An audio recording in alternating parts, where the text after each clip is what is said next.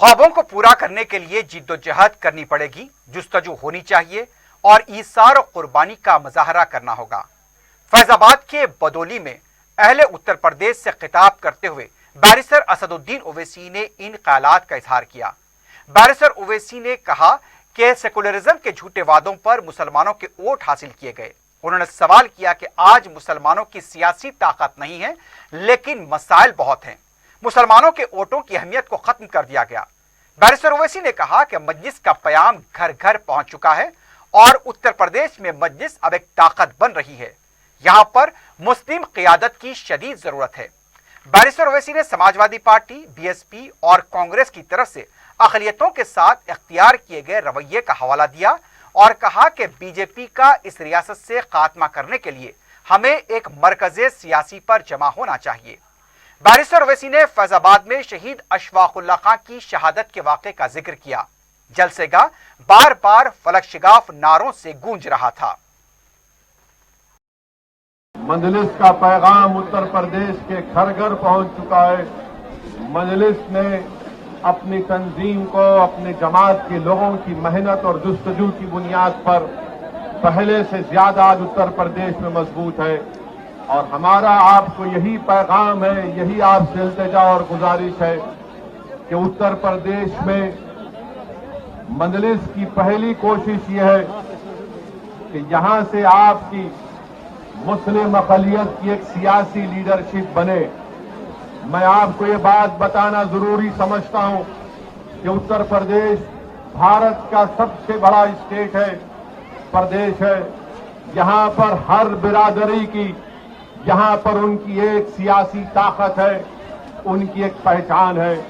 अगर उत्तर प्रदेश में अगर किसी की सियासी लीडरशिप नहीं है, किसी की सियासी आवाज नहीं है, किसी के आवाज की अहमियत नहीं है, किसी के आंसुओं की अहमियत नहीं है, अगर कोई यतीमी और लाचारी के माहौल और मायूस हो रहा है तो वो उत्तर प्रदेश का मुसलमान है।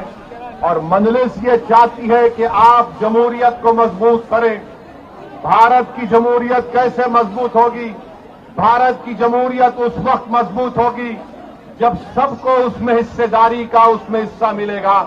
उत्तर प्रदेश में सबको अपना अपना हिस्सा मिल गया। अगर किसी के साथ इंसाफ नहीं हुआ, किसी को उनका हिस्सा नहीं मिला, तो मैं ये साफ तौर पर कह रहा हूं कि उत्तर प्रदेश के मुसलमान हैं जिनको अभी तक उनका हिस्सा नहीं मिला। और क्यों नहीं मिला?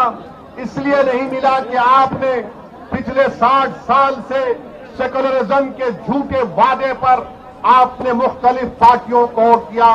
कभी आपने कांग्रेस को वोट किया, उनको नेता बनाया, विधायक बनाया, सांसद बनाया, मुख्यमंत्री बनाया, कभी आपने उनको प्रधानमंत्री बनाया, कभी आपने बीएसपी को वोट दिया, उनका मुख्यमंत्री बनाया, आपने समाजवादी पार्टी को वोट दिया, उनका मुख्यमंत्री बनाया।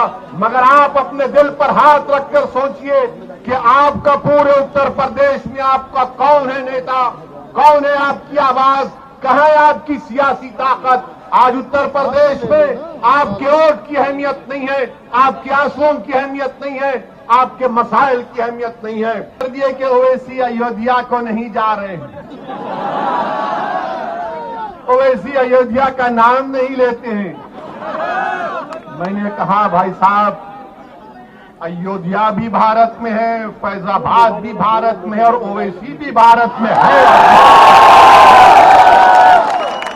अब फैजाबाद की तारीख इनको नहीं मालूम, जो शाम में 6 बजे टीवी पर बैठते हैं, 8 बजे बैठते हैं, 9 बजे बैठते हैं, ऐसा बैठकर भाषण देते हैं, खुतबा देते हैं और ऐसा देते हैं कि बस नरेंद्र मोदी उनको देखे तो कहे कि ये तो मेरा घर वाला। क्या कहा उन्होंने कि ओवैसी को अयोध्या नहीं जा रहे? मेरे भाई, अयोध्या भी जाएंगे, क्यों नहीं जाएंगे? हम जब कश्मीर गए तो अयोध्या नहीं जाएंगे। और फैजाबाद की तारीख, इनको नाम फैजाबाद से इतनी जलन क्यों है? पेट में दर्द क्यों होता है?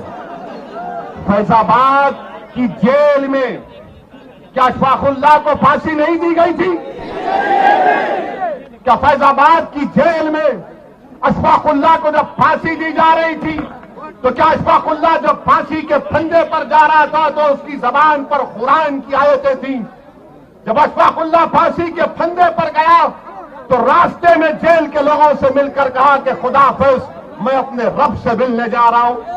کیا اشفاق اللہ نے جب پھانسی کا پھندا لے کر اس کو چوما اور اپنے گلے میں ڈالا تو پوچھنے والے نے پوچھا کہ بتا مرنے والے تیری آخری خواہش کیا ہے؟ تو اشفاق اللہ نے کیا یہ نہیں کہا کہ لا کے رکھ دے خاک وطن میرے کفن میں؟ یہ محبت کے مظاہر اشفاق اللہ نے کہا۔ بسمل کی دوستی کیسی تھی؟ رام پرساد بسمل اشفاق اللہ ایک مندر کے پاس بیٹھے تھے شام کے وقت، ایک مسلمان آ گئے مندر پر حملہ کرنے کے لیے تو اشفاق اللہ نے اپنا ریوالور نکال کر کہا خبردار تم مندر پر حملہ نہیں کرو گے ورنہ اشفاق اللہ فائر کرے گا۔ یہ محبت کی مثالیں تھیں۔ ان کو آپ کو بچانے آیا ہوں کہ اپنے دلوں میں ایک انقلاب پیدا کرو، اپنے دلوں میں ایک تبدیلی پیدا کرو۔ اگر زندہ ہو تو زندہ قوم کی مثال بنو، اگر زندہ ہو تو حرکت کرو، اگر زندہ ہو تو اپنی پارٹی کا ووٹ دو، اگر زندہ ہو تو توڑ دو یہ تمام غلامی کی قیدیوں کی زنجیروں کو جو 60 سال سے تم کو ڈرا ڈرا کر تمہارا ووٹ حاصل کر کے ہم کو بربادی کے دہانے پر لا کر کھڑا کر دیا۔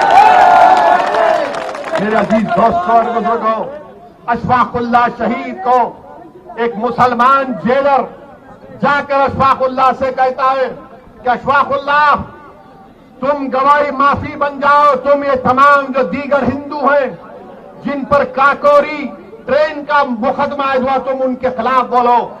تو اشفاق اللہ نے کہا میں ایک مسلمان ہوں اور باقی میرے ساتھی ہندو ہیں، میں اپنے آپ کو گرنے نہیں دوں گا نہ اپنی قوم کو گرنے دوں گا، میں انگریزوں کے خلاف تھا اور رہوں گا، میرا خواب ہے کہ ملک آزاد ہو۔